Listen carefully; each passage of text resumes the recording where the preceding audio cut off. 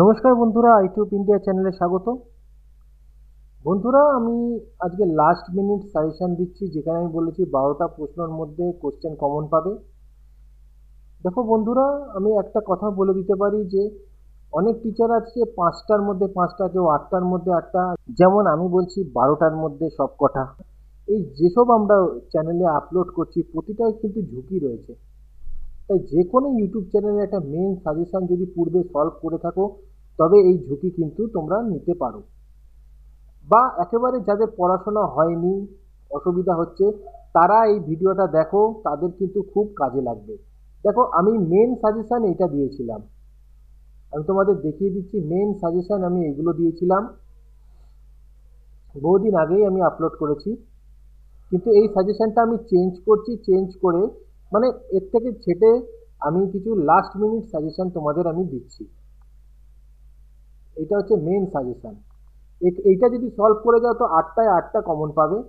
কিন্তু আমি যেহেতু তোমাদের একটু ছেটে এটা দিচ্ছি লাস্ট মিনিটে, যাদের পড়া একেবারে তৈরি হয়নি, এতগুলো পড়তে পারছো না, তাদের জন্য এটা দিচ্ছি।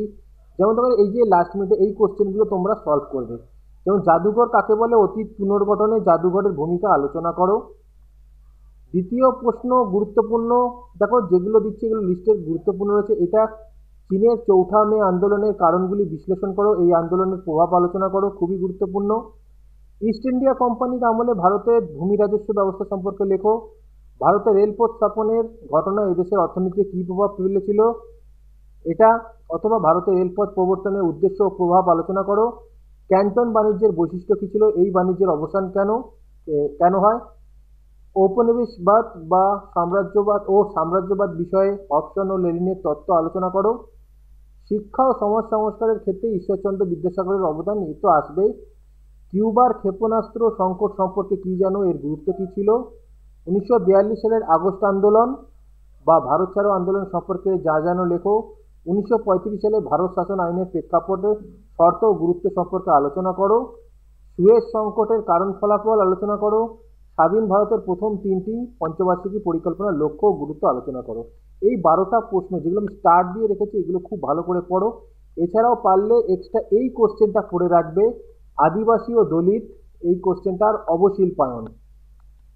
12টা আগে তৈরি করবে, যাদের পড়া হয়নি তারা এই 12টা যে স্টার্ট দিয়ে দিয়েছি এটা ভালো করে তৈরি করবে।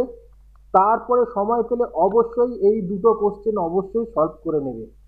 আগে ওই 12টা, তারপরে এই দুটো কোশ্চেন সলভ করবে।